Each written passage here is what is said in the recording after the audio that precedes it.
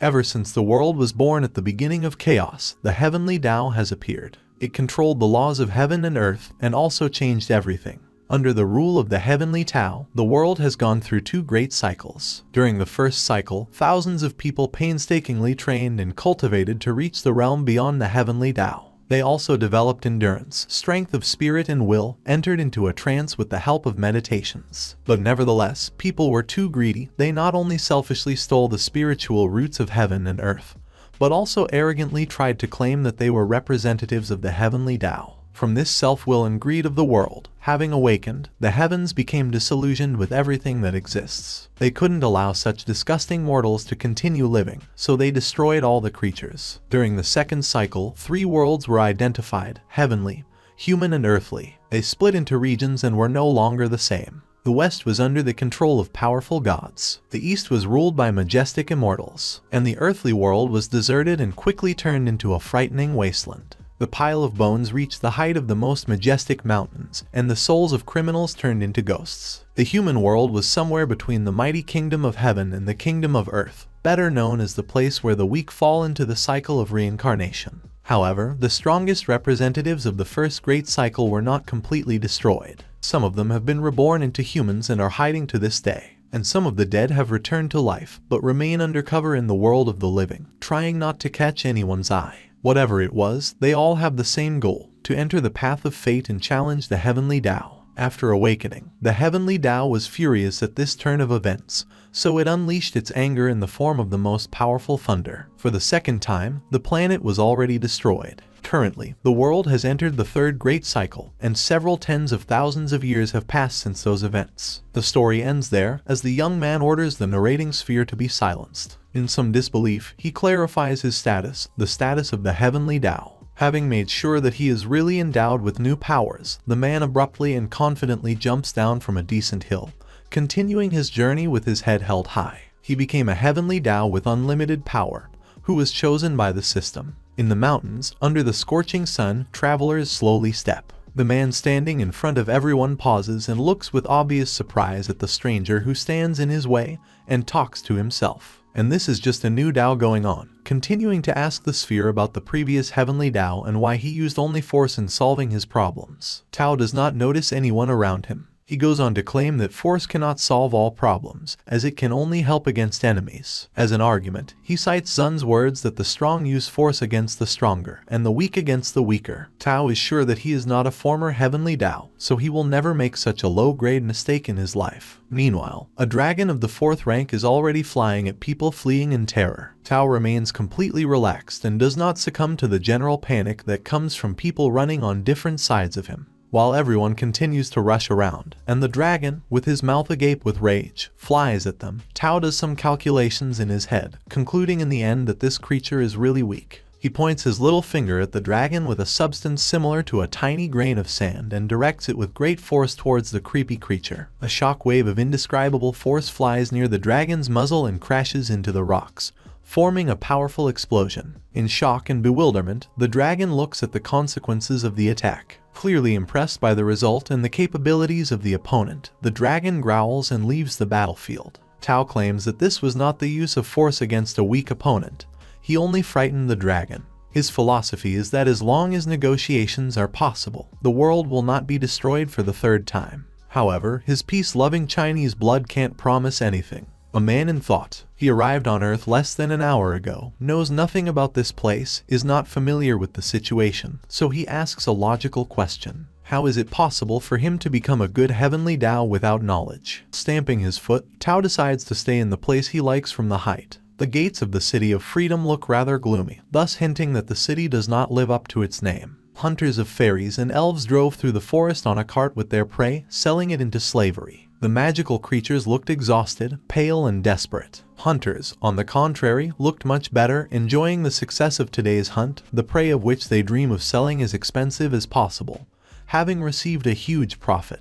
Dao passed by these people, who noticed him and immediately began to apply all their marketing skills, trying to sell someone. The man noticed the almost dead hearts of fairies and saw the main exhibit, an elf. Silently looking at all this mess, Dao turned around and left, ignoring the stupid shouts of the sellers. He understood that this was a real human trafficking, and the release of those captives would not lead to anything good now, because these inhuman traders would find new ones again and sell them. Tao discovers a shop with slaves and confidently declares that there are still a lot of such shops on the continent. The magic sphere reminds him that he is the Heavenly Dao, who has everything on earth at his disposal. He can easily wish that all the slaves were freed, and the merchants in the world died and their chambers of commerce went bankrupt. Tao continues to insist on his own, claiming that in return for this, something else will come so as not to be worse. Therefore, he decides to first deal with the root of the problem in order to get rid of it forever. In the store, the seller begins to fawn over the hero, trying to push his goods with all politeness and tact. He assures that all slaves are fully prepared and well-trained products that are guaranteed not to escape, even if the master lets her go. Tao decides to ask a couple of questions to a slave girl, from whom he receives quite expected answers. She wants nothing but to be a slave to her master. Dissatisfied with what is happening, Tao asks to take him to the VIP room, where he is seated in a comfortable chair, poured a warm drink and left for a while until exclusive VIP items are brought. Sarcastically wishing good luck in their business, the hero remains alone in the room where he opens the system, and decides for himself that the abolition of slavery will be his first task as a Heavenly Dao. The system asked for a description of the rule that Heavenly Dao wished to add, and he pointed them out. Everyone below the 5th rank and trying to trade people will see a dark silhouette that will begin to seem many times more powerful than the person himself. And when the merchant plans to commit a crime, he will be issued a warning. The hero dispels the doubts of the sphere, saying that it makes no sense for beings above the 5th rank to establish this rule, because they are unlikely to want to trade people and lose their authority. Tao continues to click on the keyboard and enter a description of the rule. So, if the warning goes unheeded and the merchant does not change his mind, then the silhouette will start attacking until the person changes his mind, or until he dies. The process of developing the rules began. It only remained to add a definition, and continuing to quickly run his fingers over the keys, the hero entered them. An act of coercion, when a creature is exposed to the arena of sales not with the help of its will, or with the help of threats from humanoid creatures for the purpose of exchanging goods, profit. But there was only one condition: if the slave became such voluntarily, then there is no problem. The rules are drawn up, and Tao decided to make a preview. Several oppressed goods were led into the VIP room, obediently following the store employee. Everyone froze in amazement, eyes wide in surprise. A sky blue light radiated from the room, spreading in waves around the world. The rules are activated. Tao smiled and turned his gaze to the door of the room. A salesman came in, who prepared 10 of the best goods for the gentleman. The hero examined their sad faces, and then looked again at the satisfied seller, who, trying to please, offered a personal discount. At that moment, a dark shadow formed behind the seller's back. He looked at her in fright, an exact copy of his master, that is, the seller. She watched the salesman with a grin and burning eyes, who screamed at the same moment and backed away. The goods given were no less frightened. Only Tao was completely calm and cool-headed. Therefore, the frightened seller asks whether he sees this creature or not. But Dao naturally saw it. He smiled. With a grin, the hero is interested in how the Chamber of Commerce usually meets its customers. The seller, with horror in his eyes and beads of sweat on his face, claims that they do not have such techniques. It started. Taking a mug with a drink from the saucer, Tao slowly approaches the shadow. The seller tries to warn the gentleman, but he only says that without him they will not be in the best position. Tao pointed his finger at the wall, which had cracks. The salesman looked at her in surprise. In an instant, stones flew in different directions. Dust mixed with sand enveloped the room. A muscular man with a huge sword in his hands flew out of the hole formed in the wall. The girls ran away screaming. The seller looked scared, opening his mouth and making a sound. Tao, with a cup in his hands and a calm expression on his face, holds a man flying with his back. The man opens his eyes. His face is covered with small abrasions, but the seller immediately recognizes him. This is Captain Andre. He is one of the captains of the security service of their Chamber of Commerce, a strong warrior of the 2nd category. Because of his condition, the seller was surprised, not understanding who he could have met to get such a thing. Andre breaks the silence, saying that his opponent has appeared again. He is similar to him, but surpasses his powers many more times. The creature makes its way through the hole formed in the wall. It takes the first step, then the second, and with an angry expression on its face, it heads towards the captain. Everyone now understands that they are not crazy and see what is happening. Captain Andre asks the client to leave the premises for security reasons, as he cannot guarantee it now. But the Heavenly Dao just smiles, drinks from a mug and says that it's not worth worrying. No one in this world can kill him. The enraged captain decides to take matters into his own hands and is once again going into battle with the shadow. She, in turn, is no less belligerent. Two identical faces, two identical figures, completely identical externally, but different internally, fly with great force at each other. There is a fierce battle. The captain is making every effort to stay in the winners. There was no one left next to the opponents. Everyone ran to the corners so that they wouldn't get caught by chance. Tao puts the cup on the table and looks at them. Andre continues to attack the shadow, but it turns out to be stronger and cuts the captain's sword.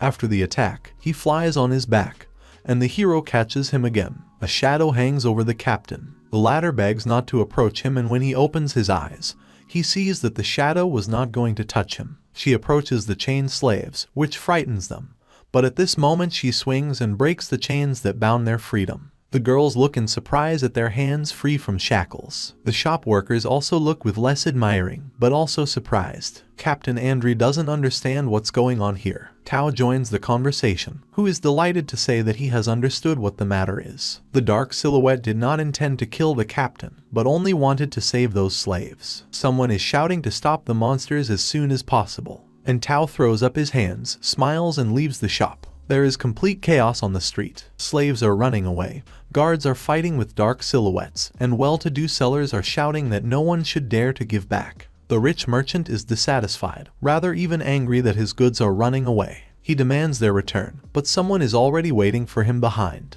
A shadow, a dark silhouette, a copy of him. The creature has already directed its hands in the direction of this man, who did not have time to understand what was happening, as he immediately receives a strong slap in the face. The man falls to the ground with great force, where an elf runs near him. She examines it and, without hesitation, rushes away to freedom. A wounded man sees a beautiful elf flying away to freedom, and he only cares that his money is disappearing. A leg appears next to this person's face. The elf in the sky turns around and looks in that direction. At the bottom, the Heavenly Dao looks at her. With a smile, he tells her to return home, to freedom. The girl with tears of happiness in her eyes agrees and flies away. Just as Tao was following her with his gaze, another Qingshan girl appears at the same moment, who gets down on one knee and says that she has found the master. The action moves to the tea room of the City of Freedom. Tao picks up a cup of hot drink, brings it to his lips and blows on it to cool it down. The man asks the girl why she followed him if he told her to stay put, to which she performs a submissive gesture and claims that she has sworn to follow her master everywhere. Qingshan asks Dao to let her stay with him and walk side by side. Heavenly Dao looks away in thought and abruptly refuses the girl, saying the word no. Qingshan is at a loss. She clearly did not expect such an answer, so with tears in her eyes she is interested in the reason for the refusal. The girl begs not to leave her, which makes Dao shocked and a little confused. He demands that the girl get up and tries to explain why he doesn't want to take her with him. Heavenly Dao calls her too clingy, a girl who does not know how to control herself at all, and if someone starts to get her, she will simply smash everything around. As a result, it turns out that Qingshan just wants to be with the gentleman.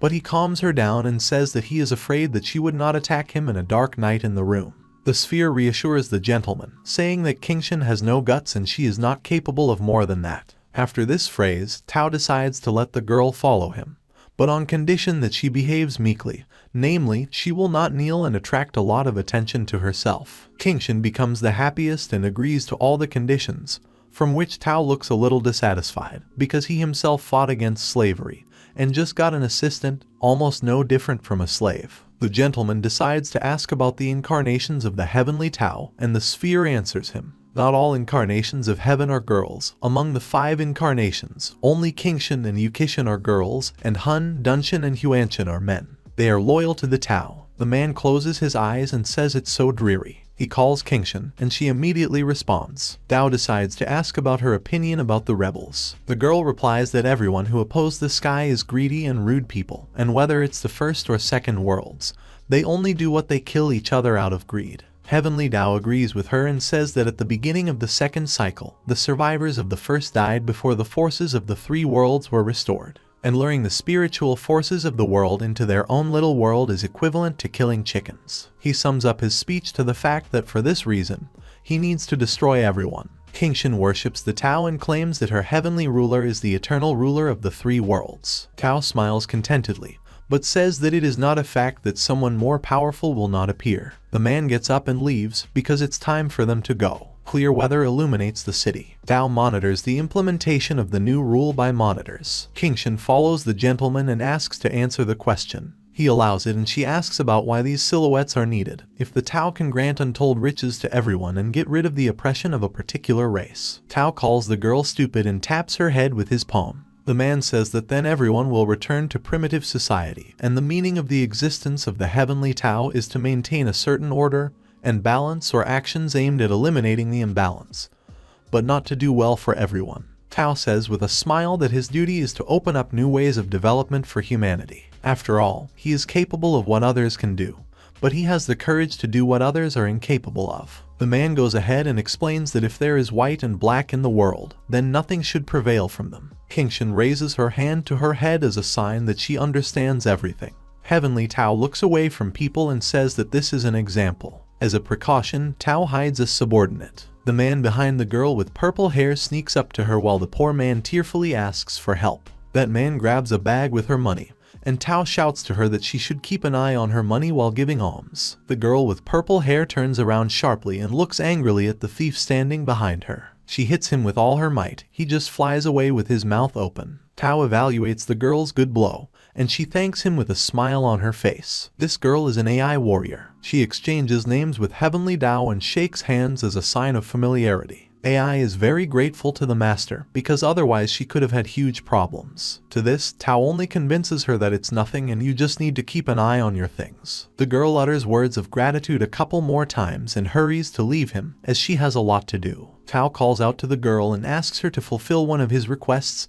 as an adventurer. Heavenly Dao decides to stick to the position of communicating more with adventurers in order to learn more about this world. He turns to the translucent Kingxian and realizes that he can't show it yet. A hefty bag of coins flies into Ai's hands. Tao says that he is going to the western continent.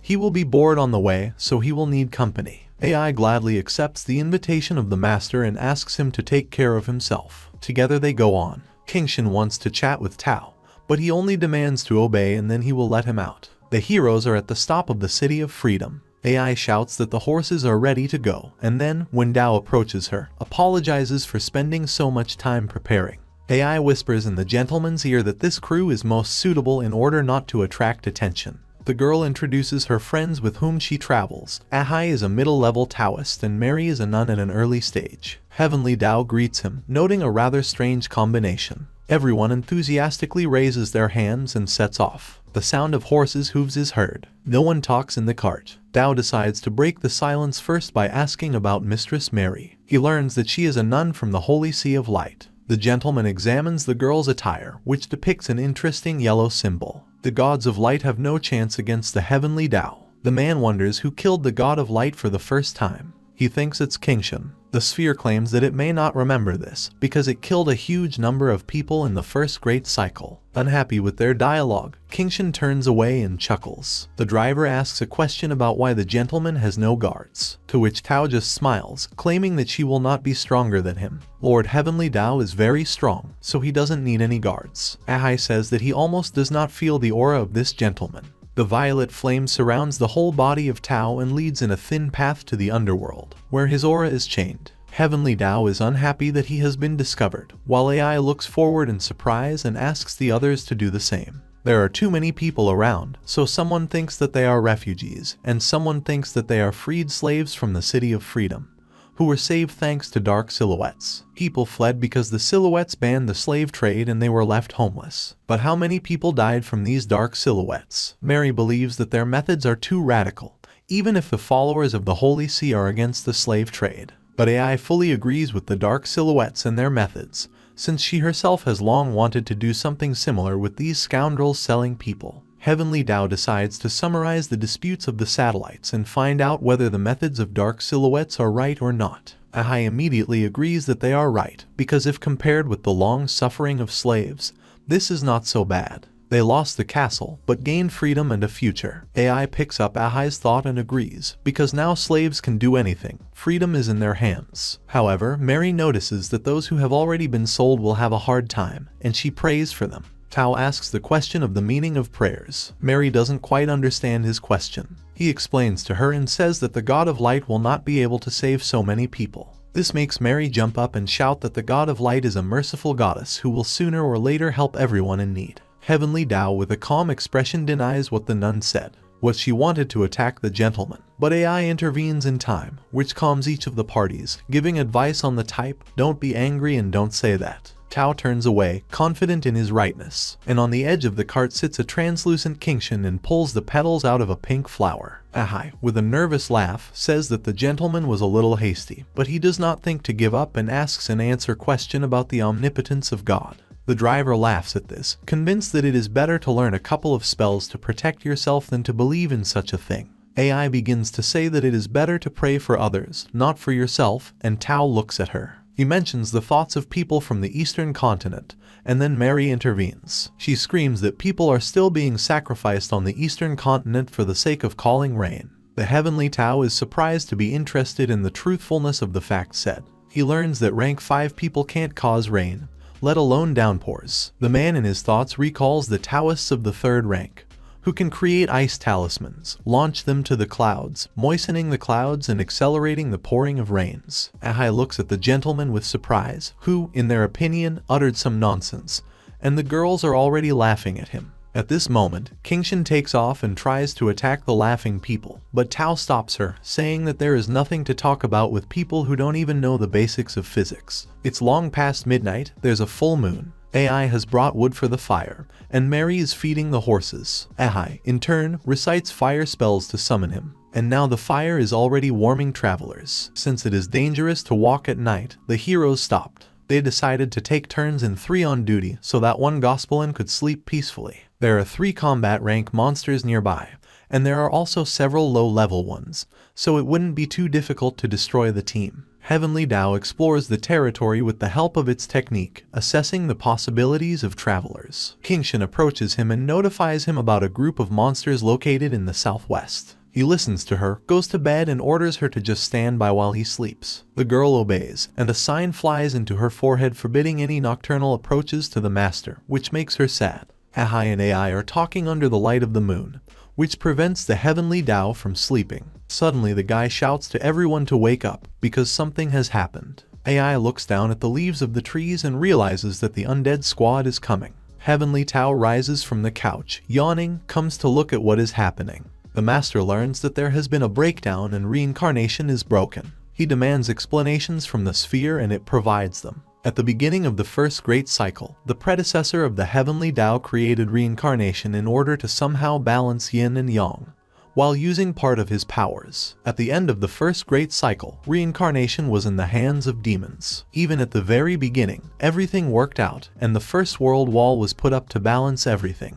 But the influx of mixed energy has led to incalculable casualties. After listening to the rest, Tao partially agreed with the method of the former Heavenly Dao. At this time, the skeleton looks at them and pronounces the word. AI is horrified to realize that they are also talking. Mary asks the gentleman about the chances of their death today. Necromancers and death knights of the 3rd rank, as well as countless undead soldiers, were advancing on the travelers. Ahai is horrified. He states the simple truth that if Lord Heavenly Dao is not stronger than these monsters, then they will all die today. Mary throws the cross and falls to her knees, beginning to pray actively. Tao looked at the girl with disgust and turned to the undead. From this, everyone turned their shocked gaze to Tao. A flash of blue color formed around the master, but it did not guarantee anything good for the undead. The Heavenly Dao, surrounded by a blue wave of light, mockingly asks the undead about the desire to fight him. All the undead are considering the hero, being in a little horror and surprise. Tao is convinced that beings devoid of any intelligence will always move blindly because of their instincts. Kingshan, on the other hand, is standing next to the man in combat readiness, offering to deal with the army herself. But in an instant, the skeleton army fell, and their leader could not even attack Dao because of his enormous strength. The gentleman just grinned at this. Heavenly Dao praises the leader of the army for his intelligence and difference from the rest, because having discovered a danger that could easily destroy his entire ethnic group, he did not hesitate to kill all his subordinates himself. Here the sphere intervenes in the conversation and clarifies that in fact this is not a murder, since they have parted with their lives for a very long time. The master only knowingly waves her off with his hand, saying that it is necessary to restore reincarnation as soon as possible. Suddenly, the leader of the undead reaches the fact that he can kill weak people nearby. They understand his intention and move away as far as possible in horror. The undead army runs straight to AI and Ahem, but the guys do not get lost and try to fight off the skeletons on their own. AI uses physical force and Ahem uses fire. Their battle did not last long. A disgruntled Dao immediately intervened, because they are trying to harm his travelers, whom he paid for it. The Heavenly Dao kicks the ground with incredible force, which causes a powerful sound and light wave to fly around. All undead together with their leader in an instant falls apart, unable to attack anymore. From this noble reception, the earth split into two parts, from which the travelers were greatly surprised. While everyone is in a state of shock, the sphere intervenes, recalling Tao's unwillingness to use force. The gentleman replies that only the problem cannot be solved by force, but it is possible to deal with enemies. Heavenly Dao notices some kind of movement in the bushes. He gets the idea that someone is hiding like that, so he demands to come out. A necromancer girl comes out, who is behind the whole performance. She excitedly apologizes for the inconvenience caused. Tao notes the necromancer's politeness and comes closer, saying that the earth is a common territory that does not belong to anyone, but for the future asks to remember that not everyone is so good-natured. The girl thanks for understanding and bows, and together with her, the newly assembled army of skeletons followed her example. Everyone, shocked by what is happening, follows the master, not believing in what is happening and such great powers of the Heavenly Dao. Here, from the end, Mary shouts to the gentleman that if you leave this undead here, she will kill a lot of people. The man turns around and answers after a few seconds. He asks about what Mary expects him to do. She immediately mentions the power of the Heavenly Dao and offers to kill all the undead,